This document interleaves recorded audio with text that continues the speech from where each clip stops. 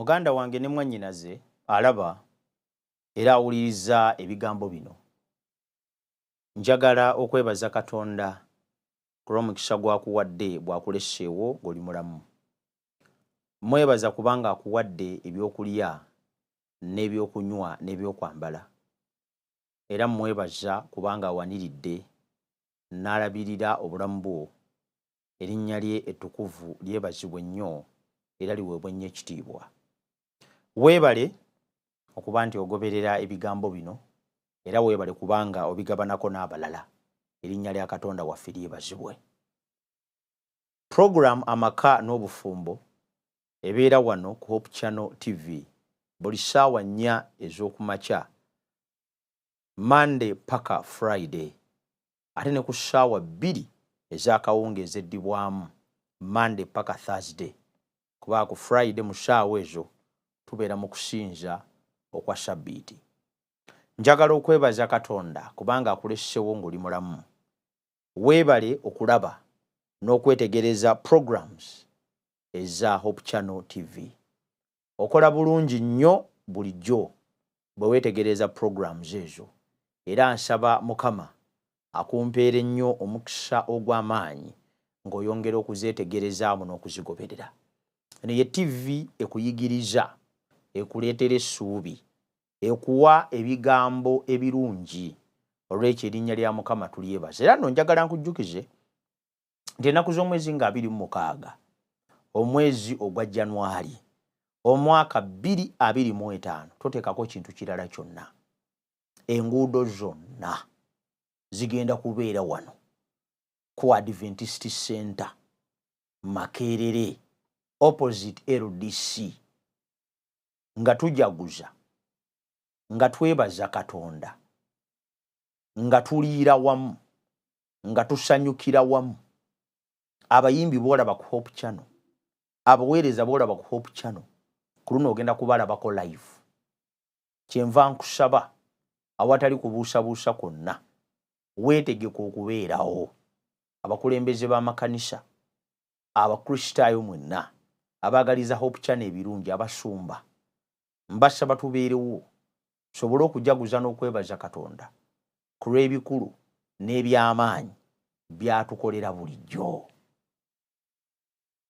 Njagala okutegeeza nti puroguramu eno Amaka n'Obufumbo eriwo ku lw'amaka go, eriwo ku lw'amaka gange, eriwo ku lwaffe ffenna. Puroguramu eno ya mugaso nnyo era ya muwendo ddala. Ezze zimba amaka mangi n'obufumbo bungi buzimbiddwa okuyita mu bigabo bye tuzze tuyigiriza. Kale nno kyenva nkusaba bulijjo obeere ng'ogyekuumirako. Osobola okulaba programs zonna endala ze tuzze tutambula nazo ng'ogenda ku mukutu ogwa channel yange eya YouTube ogwa Pastor Sebaggala Ivan Samuel. Olwo nno oyongere okulaba, oyongere okwetegereza, oyongere okugoberera ebyo bye twayiga edda. Tebeerabira ku subscribinga, ku likinga na commentinga, tusobole okubeera nga tuyigira wamu. Naye ate ku mukutu ogwa Hope Channel Uganda live osobola okugoberera programu zonna nga mwe muli n'eno buli wooli. Olw'ekiba kikulu nnyo n'oba ng'otambula wamu naffe. Katusabe. Kitaffe tukwebaza ku lw'obulamu bw'otuwadde. Weebala okutukuuma n'okutulabirira. Ekisa kyo n'okwagala kibeere wamu naffe nga tugenda okuyiga bitugenda okuyiga bituzimbe okututeekateeka olw'amaka amalungi era amasanyufu ku bubwo Yesu Kristo Mukama waffe bwe tusabye. Amiina. Kaakano tukyagenda mu maaso n'okuyiga.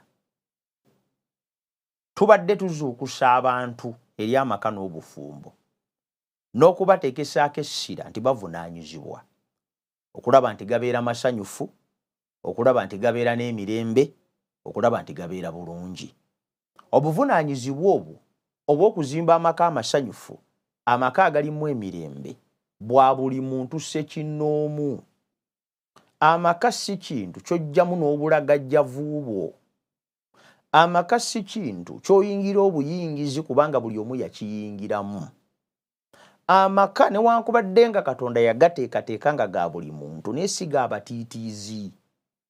amaka siga ababambaavu, amaka siga abantu aboogera buli ekibasemberedde ku bwongo, amaka siga abantu abalowooleza okumpi abali myopic abalina obwongo obutasobola kukola kusukka ye balabira bintu.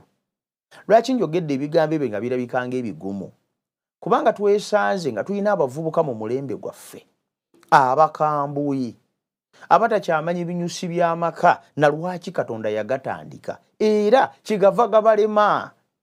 Yensonga lwaki abawala bangi temuli mu bufumbo nga n'okubusobola temubusobola. Yensonga lwaki abavubuka bangi temuli mu bufumbo nga n'okubuyinza temubuyinza. Newankubadde nga bye ebirimu mu byagala era kyemuva muyingidde mu mize egy'obugwagwa, naye kyo kyennyini ekyateesaawo amaka tekinnaba kutegeerekeka gye muli. Kyemuva mulowooza nti gaakuleekana buleekaanyi, kyemuva mulowooza nti amaka kifo kya muntu kubeeramu bubeezi kaseera. Yensonga lwaki tegawangaala, yensonga lwaki temugasanyukiramu, yensonga lwaki gagenda kubatta n'ebirwadde. Mukomeewo eri emisingi Katonda kwe yazimbira amaka. Teriiyo kintu kyonna kigenda kukyusa mazima gano nti amaka gatandikibwa Katonda ye nannyinigo era yekka yasobola okugabeezaawo. Kasita abagalimu bayiga ne bategeera emisingi kwe yagazimbira bajja kuba basanyufu.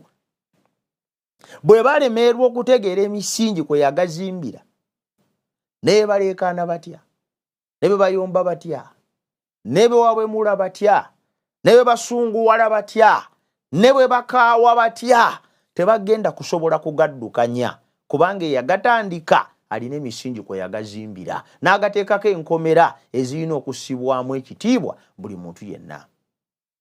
Kale nno bwe kityo kyenva mbasaba mwenna era nga neegayirira mu ngeri y'enjawulo ku lw'ekisa kya Katonda. Mukama abasaasire nnyo, mwagale amaka n'obufumbo, mukomewo ku misingi gyago, mugasseemu ekitiibwa, ganaabanguyira era nammwe munaagasanyukiramu. Waliwo ekintu kye bayita emotional intimacy kye njagadde okutwalayo ebyokuyiga nga 2-3 nga nkyogerako kubanga nakizudde nga kyekimu ku kizibu ekinene ate era ekibonyaabonya abafumbo kye beetaaga okumanya n'okutegeera. Nkikozesezza mu Luzungu kisobole okwongera okufuna amakulu gaakyo, ne mu Luganda tujja kukifunira ekigambo ekituufu kye tunaakozesa. Teri kintu kya muwendo nnyo nga birowoozo. Era nali mu musomo ogumu ogwategekebwa ekitongole ekimu eky'eggwanga nga gugezaako okutuyigiriza ku kye bayita mental health oba obulamu obw'obwongo obwo. Ebyafaayo bwe ntunula wano mu notisi zange, ebyafaayo ebisinga obukulu birina kye biraga. Ebyafaayo biraga nti bannayuganda bangi abasukka emitwalo balwadde ebirowoozo. Ebyafaayo biraga nti eddwaliro ly'e Butabika n'ebifo byonna ebikuŋŋwaniramu abantu abataataganye mu birowoozo bitandise n'okujjula. Abantu abetta ne baggyawo obulamu bwabwe leero mu nsi Uganda ne batemaatema abantu mu mayumba gaabwe ne beesaanyawo bo bennyini ne beekuba amasasi n'ebirala byonna bye muwulira mu mawulire biva mu kubeera nga obulamu obw'ebirowoozo bumaze okulwala. Obulwadde obusinga okubeera obunene olwaleero obwogerwa kana ekigambo kyafuuka kya Luganda buyitibwa stress. Bantu nno bangi tugenda kufa stress, tugenda kufa okwennyika. Okwennyika kuleese endwadde z'obwongo, okwennyika kuleese endwadde ez'emitima, okwennyika kuleese ebirwadde bingi ebinyigiriza abantu. Okwennyika kugenda kutta abantu bangi, kugenda kusaanyaawo abantu bangi, kugenda kuzikiriza abantu bangi. Era mu ddwaliro olwaleero abantu abaladde endwadde nga ziva ku kwennyika bagenda beeyongera. olwekyo ekigambo kye bayita mental health kikulu. Ekigambo kye bayita obulamu obw'ebirowoozo n'endowooza yo n'obwongo obwo kya bugagga. Era singa ekitundu ekyo kirwala, waakiri lwala obulwadde obw'omubiri, kale olwala eggumba, kale olwala eriiso, kale olwala oluga luggyeko olubale, onajjanjaba n'ofubaafubako n'omira ne ku mpeke. Naye ebirowoozo nga birwadde, kitegeeza nti omubiri gwonna gumaze okulwala, era tegulina kye gusobola kukola kubanga ebirowoozo birwadde.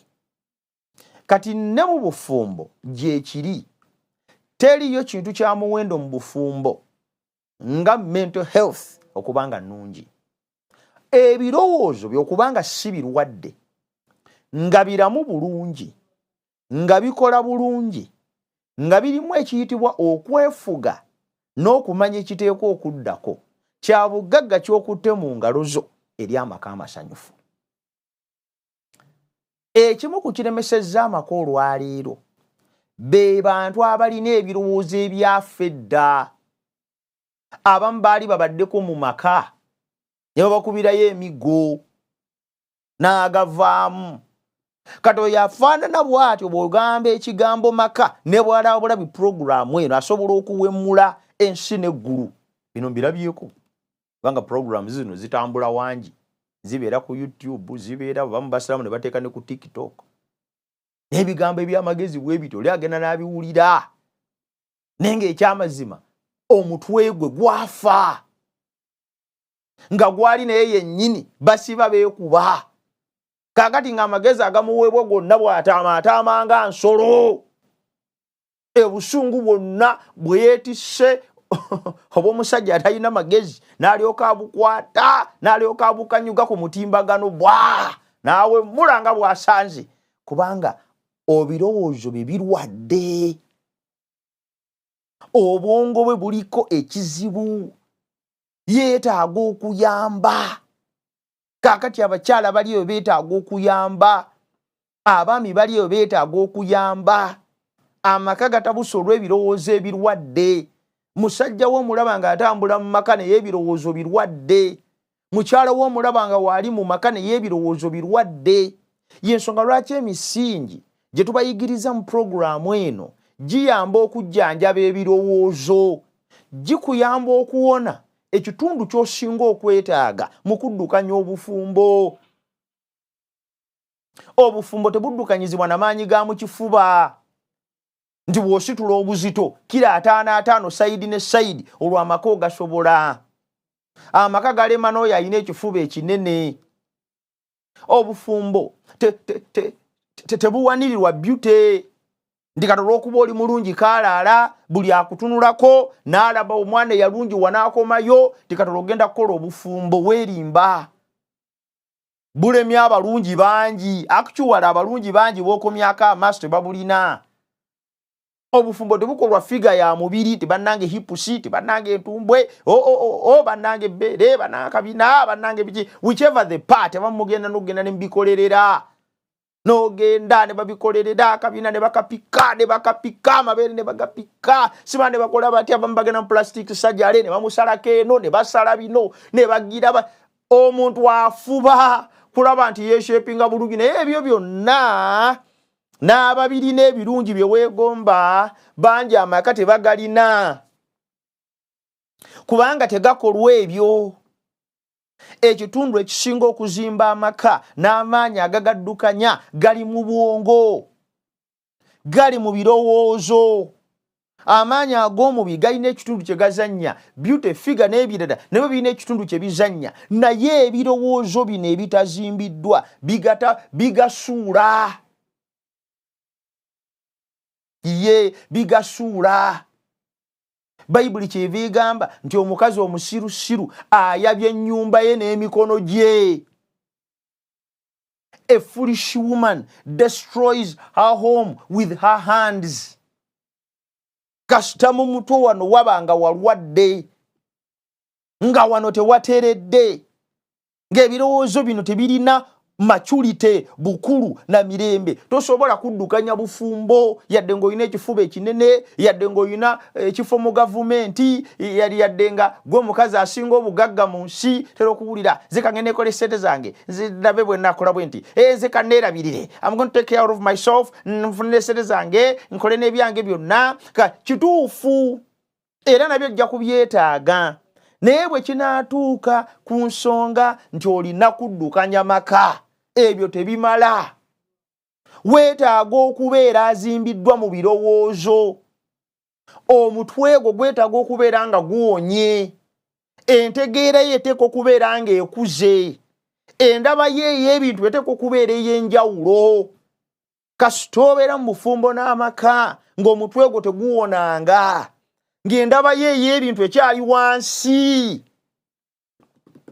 obirabira mu kuvuma obirabira mu kuyomba obirabira mu kuba nkokola obirabira mu kunyooma obirabira mu kwogera buli kyosanze ekisembedde ku mmwa kyekifuluma ekisembedde ku maaso kyotayipinga kasa kiba nti okyali n'ebirowoozo ebyokumpi tosobola kuddukanya maka gyensonga lwaki tulina okusoma ku kigambo kibayita emotional intimacy kubanga emotional intimacy lyeddagala gamba okwagala okuva mu birowoozo by'omuntu omwami n'omukyala ne bafuna okwagala okubayunga nga kuviira ddala mu birowoozo byabwe okwagala okwo kujjanjaba ne kutereeza ebirowoozo ne kubijjamu okulabira okumpi ensonga zitwogerako mu puroguramu eno ey'amaka za buziba zeetaagisa si magezi go gokka naye n'okulungamizibwa kwa Katonda okuzifumiitirizaako zitegeerwe tezitegeerwa muntu atamaze kukozesa bwongo bwe abatayagala kufumiitiriza zibayitako nga tebazirabye abatayagala kulowooza tebamanyi na kye tuwogerako naye bw'otuula wansi n'otandika okufumiitiriza n'okulowooza otandika okutegeera lwaki puroguramu amaka n'obufumbo ogyetaaga kubanga egendera ddala wala teyogera kukyamuukirirakwo yo tewagira gwe kyowulira tesemba gwe kikukyamuukiriza teriiwo kuyimusa omu kusinga mulala eriwo kuzimba maka naye ebirowoozo bino bizimbibwe eddagala ly'ebirowoozo bino is emotional intimacy munno mwagale n'ebirowoozo byo mwagale ng'omuwulira mwagale n'okukkiriza kw'obulamu bwo bangi muli mu maka naye ekyo tekiriiwo so nga ate kyetaagisa nnyo ku lw'amaka gonna okubeera amasanyufu kasita okwagala okwekimmemmette okulimu okuyungagana kw'ebirowoozo by'abafumbo nkubula teriiyo maka gonna gasobola kubeera masanyufu emotional intimacy okwagala okufubutukira ddala mbiri so okupangirire okwo okwagala kwe mulina kwofuna ng'omuvubuka amaze kukubira simu bw'aweereza transport awo laavu weeri bw'ataweereza transport awo laavu teriiwo okwagala okw'ekikabo ekityo kwa bisolo okwo si kwe kwatuweebwanga abantu olabanga okutuufu naye tekuli gwakikola olabanga alowooza naye tolowoozezza tetusobola kuba na kwagala wakati w'abaagalana ababiri nga kwesigamye ku transport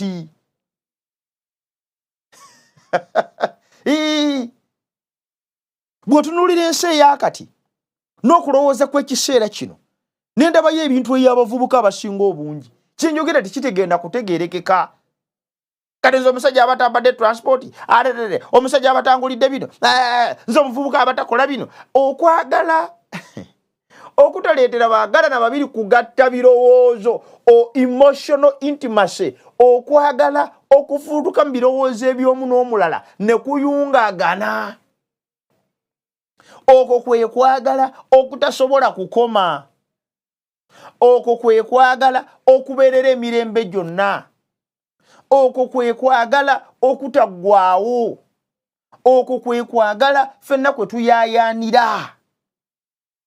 Abavubuka mukyuse ebirowoozo byammwe eri ekigambo kye bayita amaka n'obufumbo. Bino ebintu tebigenda kubeera byakuleekaana. Lwaki njokozesa ekigambo okuleekaana? Kubanga abavubuka bali ku social media, bali ku WhatsApp, bali ku Facebook, bali ku TikTok, buli omu aleekaana byasanze. Eno institution ey'amaka si yakuleekaana buli ekikufubutuseemu. It is sacred, kitukuvu. Kyetaagisa ebirowoozo ebizimbiddwa. Kintu kyebuziba. Kologwa mukitandika mu kusaagasaaga n'okusaagasaaga olina omusinkana ng'avuga loole ya musenyu nga nawe gwafumba kyayi awo n'akuwaana nga bw'olina gundi ennungi effeesi ennungi naawe n'omulaba ng'alinamu awo 15,000 n'akugulirayo ekyapati olwaleero enkya n'akugulira kabalagala oluddako ne mugendako mu nkuba endongo olwokuna akwagadde kati okibanga eyo y'engeri gye mugenda okutandikamu institution ey'amaka nga mugenda kugitandikiraawo mu nnaku nnya nga muli mwenna. Kati mmwe ekiri wakati wammwe si kwagala, si kulowooza, si kufumiitiriza kuwanvu. Ekiri wakati wammwe kyekiva kiteetaagisa bino byonna bye njogera, kubanga era si kyakubeerera. Kati ozuula luvannyuma lwa nnaku nnya omusajja alina abakazi 2 n'abaana 10. Ozuula luvannyuma lwa nnaku nnya nti bakusize siriimu. Ozuula luvannyuma lwa nnaku nnya ti omwala gwebase naye akulinako n'oluganda.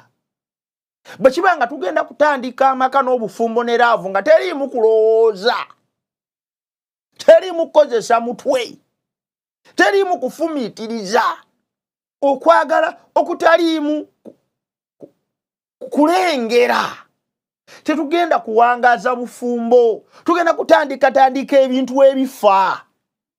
Kyova olaba nti omala emyaka 10 ng'obadde n'abasajja 8 n'ofumbako muzigo guno eyo nemala emyezi 6 ne bakkuba, n'ofumbako muguli ne bakkuba, lero bali n'ozaalayo eyo n'ovayo n'ozaala owookubino n'obiwummulamu ne weeyombekera eyo n'ofunayo w'omukyalo nakkuba n'odduka e Masaka, kubanga obulamu bwo tebunnategeera ky'ozimba.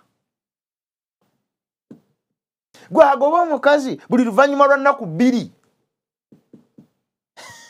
anafumbye bubi nogoba, oyasiriziza emmere nogoba, oyo nogoba. Kati kitegeeza nti omutwe gwo teguli mu byokola, tegulimu. Katwaga atwogere ku emotional intimacy. Wano mbadde ngeza okusima omusingi kwe tugenda okuzimbira ekyokuyiga kino. Ndi weetaaga nnyo okuwona mu birowoozo.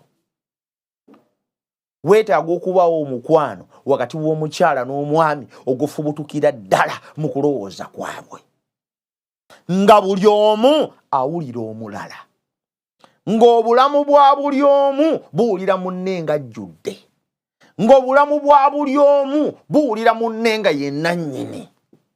Okwo kwe kwagala okugenda ebuziba, okubeera mu bafumba nga tosobola kubakutula. Nze ndowooza lwe tunaakufuna mu maka gaffe nga bwe tuneeyongera okuyigako mu by'okuyiga ebijja, tujja kwongera okukusanyukiramu n'okugulumiza Katonda ku lw'okwagala okw'ekika ekifaananako bwe kityo. Nsaba Mukama akuwe nnyo omukisa nga ongoberera mu by'okuyiga bino. Teweerabira kugenda ku YouTube channel yange ya Pastor Sebagala Ivan Samuel. Gendayo like ngo subscribe ngo olabe videos zonna ne programs zetuze tukola emabega. Ate genda ku Hope Channel Uganda YouTube channel olabe programs zino live. Kisobola okukuyamba okusobola okutambulira awamu nange mu programu ena amaka n'obufumbo. Mukama akuwa omukisa. Katusabe. Kitaffe tukwebaza ku lw'obulamu bw'otuwadde, webala okutukuma n'okutulabirira, ekisa kyo n'okwagala wamu n'emirembe kakitubeere, kakitambule wamu naffe okuva leero okutuusa emirembe gyonna.